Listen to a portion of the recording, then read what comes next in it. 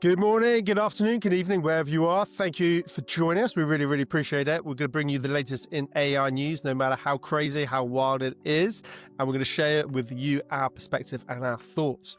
Now, listen, guys, before we dive into it, again, thank you for joining us. Really, really appreciate it.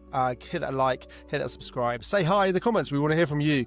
And let us know what you think. We tend to dive deep into not just the stories, but also have a bit more of a philosophical sort of debate sometimes. So sometimes we just scratch the surface. Sometimes we go deep. Depends how we're feeling. Depends how we're feeling. So Will, tell us about this story. It sounds really cool. It sounds futuristic. Yeah, we're on the sci-fi end today, and sometimes we have, the newsy ones where new models are being released. Sometimes we have the philosophical ones where we're talking about how AI is going to take over the world. This one is just pure sci-fi, and I love it. It's from Google, so it's a reputable source, obviously. And not only is it from Google, it's straight out of Google's research lab, which publishes a bunch of things that Google are doing, in the background to research and develop different things. And this one is pretty out there. It's called Project Suncatcher, and it's Google exploring what will be a space-based, it's hard to say, scalable AI infrastructure.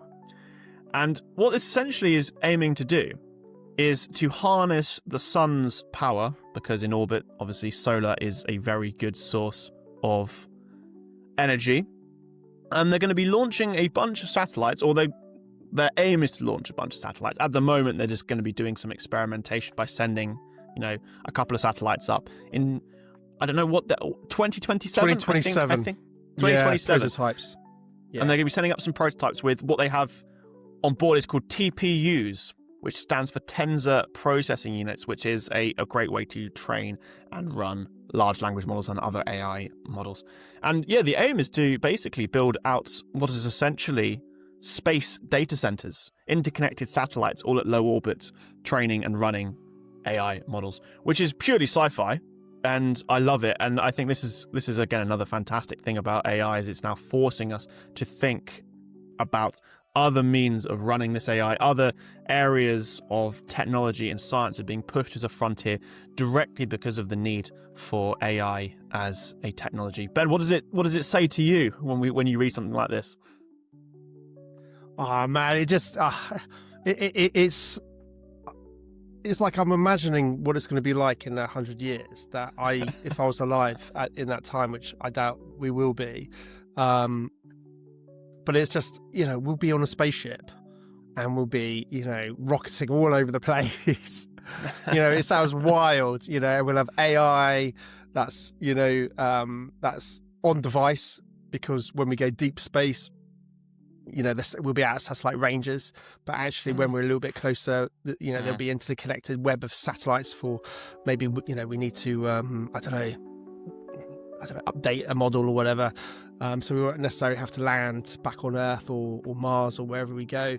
And yeah, it's interesting because when in previous conversations, we were talking about, the crazy thought of, going to Mars, that if you we're going to have AI on our ships in some capacity, but that's going to have to be on-device AI. It's not going to be able to get a signal from Earth to travel to Mars or even on Mars. So it's interesting because I hadn't really thought about the whole concept of, well, actually there is maybe a stepping stone where you'll have satellites. So the reach would be a little bit further. Whether the reach would actually be able to, go all the way to deep, to Mars or wherever, who knows? But I think it's just really fascinating. And again, I guess they're just, utilizing an abundant source of energy. Yeah. And they're replicating, I'm guessing they're going to replicate what they're doing on Earth. Yeah. Which is powered by, every energy source that they can probably get their hands on. Because, the big models just consume so much energy. They're just going to replicate what they're doing on Earth in space. I'm guessing. Yeah, no, I think that's exactly it. Is there is an abundance of solar energy in space, so Google seemed to deem it as a long-term, scalable way to scale up compute, because that's something that we're doing we're doing here.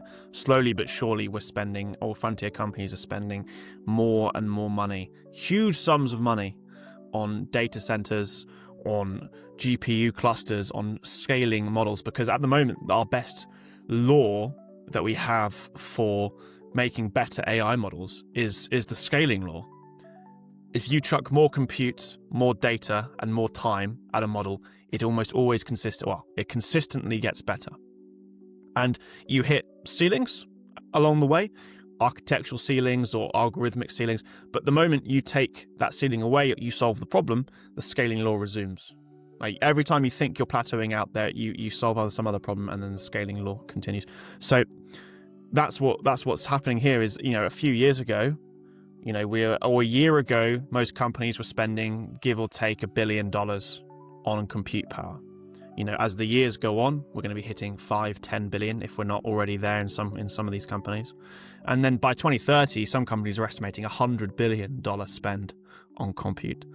It's ridiculous amounts of money. So and now they need we're kind energy. That's the thing, is people forget that they need a huge amount of energy, and if I'm not mistaken, there appears to be a massive rush for more energy to be able to deal with this requirement. And it's solar. That's the thing that people don't necessarily realize.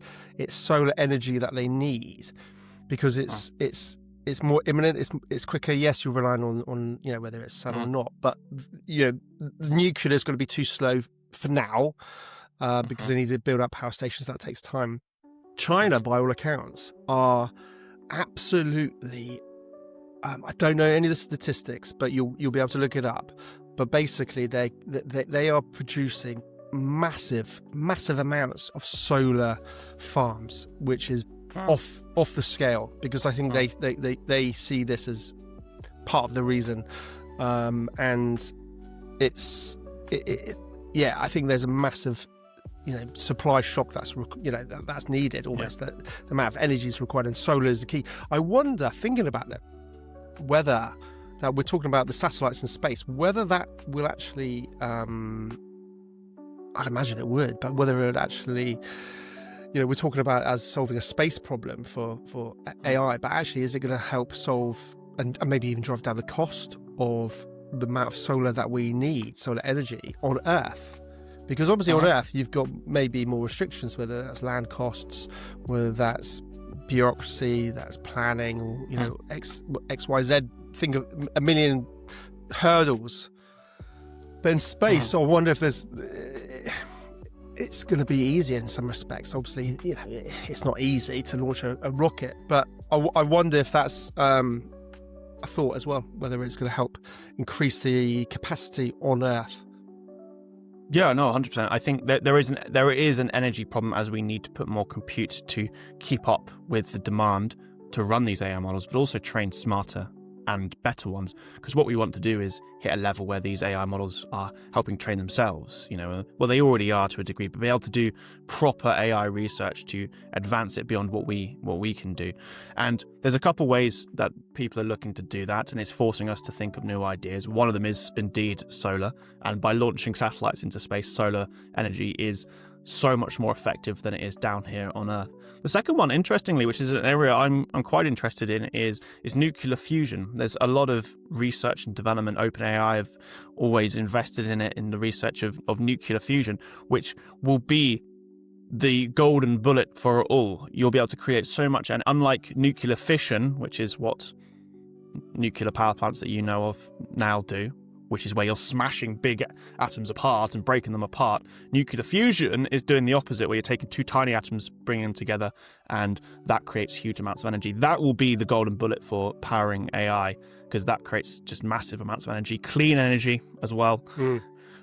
Doesn't need a big footprint like solar. So there's a lot. This is what's really fascinating to me about AI in this domain as well, is that we have started developing a technology. We've recognized a law in that technology that we have to throw more computing power, more data, and more time at these models, and they get better. So now we're being forced to think of new ideas to how we actually achieve that. We're hitting the limit, really, on what we already have. We're building humongous data centers and humongous training setups to be able to do this, and we're going to hit the limit of that as well. So now we actually have to look at the fundamental ways of how we power these things. And yeah, solar, space, nuclear fusion, all these crazy ideas are coming out now, and it's going to become a reality, which is epic. What's wild, I think, as well, just thinking about the future, is when you look back at a movie only 10, 15 years old, and it's like talking about AI, and you go, it's almost like a snapshot in time, because when that movie came out, you go, oh, it's never going to happen, that's never going to happen. And it's like people watch this show now and they go, oh, that's never going to happen. That's horseshit. That's rubbish. It's never going to happen. In 15 years from now, are we going to be going, wow, that's actually happening? That's wild. Because, when I watch these, not even that old AI movies, which I just love, it just goes, oh my God, literally, that's a snapshot of, that at the time we thought was a real distant future. But actually, it was literally around the corner. We had no idea. Yeah. And I think that's what's wild, is people, it's almost like you can't imagine, you can't get your head around it, because it's so ridiculous. It's so out of the spectrum of our normal day-to-day mundane lives of the grind and getting down and just doing the job or whatever, getting the groceries, taking the bins out. You cannot even compute it in your own mind. So it is going to be an exciting next few years to see how this all pans out, I think.